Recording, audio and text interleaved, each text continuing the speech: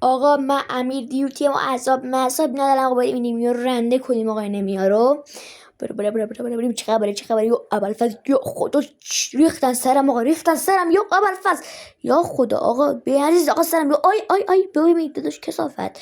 این بازی میخوام با استرایکر بازی کنم. میخوام رنده کنم اینیمیا رو. حاجی این چه تچور پیدیه. چه میوش انداختی کثافت. خب آقا رنده شد. آی ریختن سرم. آی یا ابوالفضل چه نموشد آخ مردم. بچه ها قرار انتقام سنگین ازشون بگیریم. آقا من اومدم. آقا بریم رنده کنیم. برای انتقام برام میام. آقا برای انتقام سنگین برام میام. بریم. آقا نکن چند تا انمی اینجا میبینم. بریم آقا رندشون کنیم. یا ابوالفضل آقا نکن. آقا شانس بکن. آقا بزنش بمیر کثافت. نکن آقا اینجوری سر من. آقا نریزید. یا ابوالفضل من تیر ندارم. خواهد دوباره مردم و متاسفانه ریدم، ولی اب نداره و من میخوام جبران کنم. در ادامه ویدیو خواهید دید. آقا اومدم. آقا امیر دیوتی اومد. بکشید کنار. بریم آقا رنده کنیم. یا ابوالفضل با همونی که منو زد. ببین آی نوعد. ببین استرایکر هستم اونا. اوس امیر برو خونتون. اینجا امیر دیوتی با استرایکر فشارت جو خود جاک 12 یارو داشت برگام.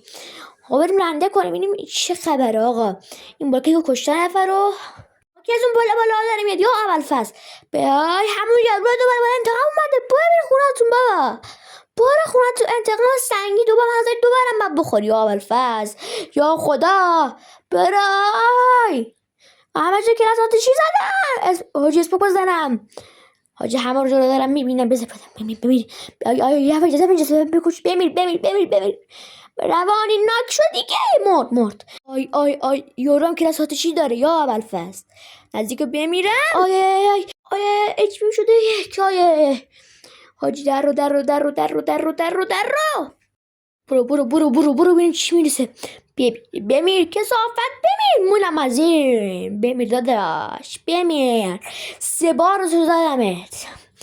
یکی اومد تو. یا خدا بمیر. الو این هم همون بود که منو زد دوباره. همون نمیه بود. آی یا این کیه دیگه. آی اسمکو بزن.